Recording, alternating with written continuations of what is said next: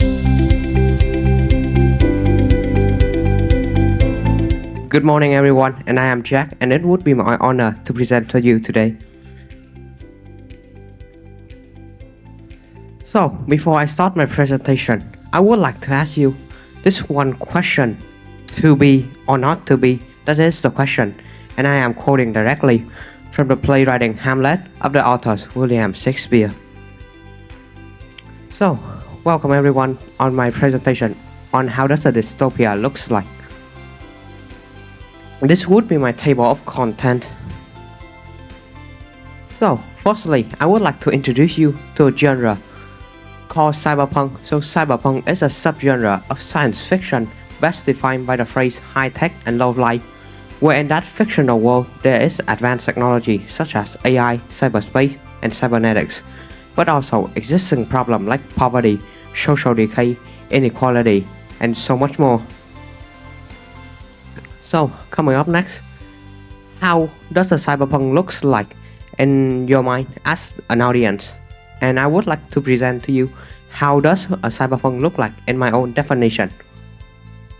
So, coming up next, the first problem that exists in a cyberpunk would be the privacy and data crisis, and this also exists alongside in the real life, where I would like to quote from the famous literary work 1984 of the American writer George Orwell, where Big Brother is watching you.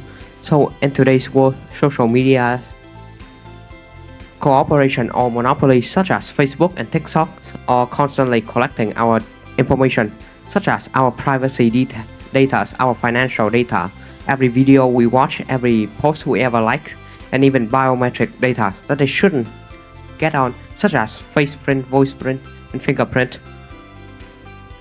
And they do this often without our explicit consent, commodifying and commercializing our very own existence. And this raises a question: are we currently living in a world where we are constantly being judged by eyes we can't see and rules we can't even know? And this raises another question: if our life are merely commercialized and turned into a product, what is there in life that is worth living? So coming up next would be the inequality labor market, and I would like to introduce you to the 996 working ethics, where in many Chinese tech company, the 996 working ethic stands for working from 9 a.m. to 9 p.m. 6 days a week without resting, and that adds up to a total of 72 gruesome working hours weekly, and they might or might not be paid for overtime and something. And powerful tech leader or CEO such as Jack Ma have even publicly called this working system a huge blessing toward the younger generation. And even the Supreme Court of China has declared 996 illegal, yet its enforcement is still inconsistent. And this raises the question: what good does the law bring when it can't even protect the citizens?